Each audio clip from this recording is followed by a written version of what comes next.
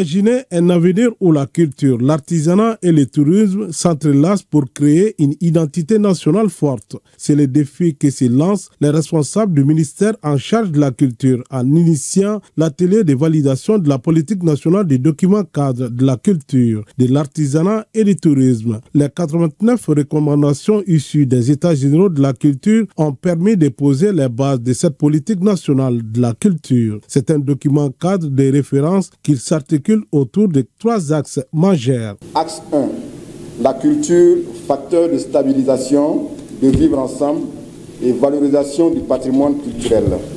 Axe 2, professionnalisation et appui à la créativité et à l'innovation dans une dynamique de promotion des ICC, industries culturelles et créatives, de financement des secteurs de la culture, de l'artisanat et du tourisme et de l'accès au marché.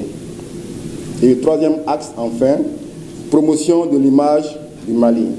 La vision nouvelle de la politique des secteurs de la culture, de l'artisanat et du tourisme est de faire de l'héritage historique, culturel et de la créativité artistique un pilier pour bâtir le Mali nouveau. Nous allons valider sans complaisance tout ce qui a été décidé depuis plusieurs mois.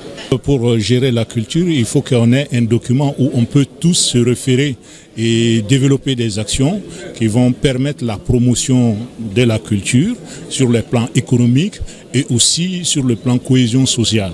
La politique nationale de la culture, de l'artisanat et du tourisme vise à promouvoir le patrimoine culturel, promouvoir l'artisanat local et stimuler l'industrie hôtelière et touristique. Un document stratégique qui doit guider le Mali vers un développement harmonieux et durable. Pour avoir un document qui élabore la politique nationale de la culture, ça a été un parcours de combattants, mais avec des hommes sérieux. Ici, c'est le lieu de se féliciter et de saluer le ministre de la Culture par rapport à cette journée de validation. Comme nous avons eu 89 recommandations lors des États généraux, et nous avons commencé déjà à les appliquer, c'est pourquoi vous voyez déjà partout au Mali les espaces, les plateformes qui s'installent face au Barokene.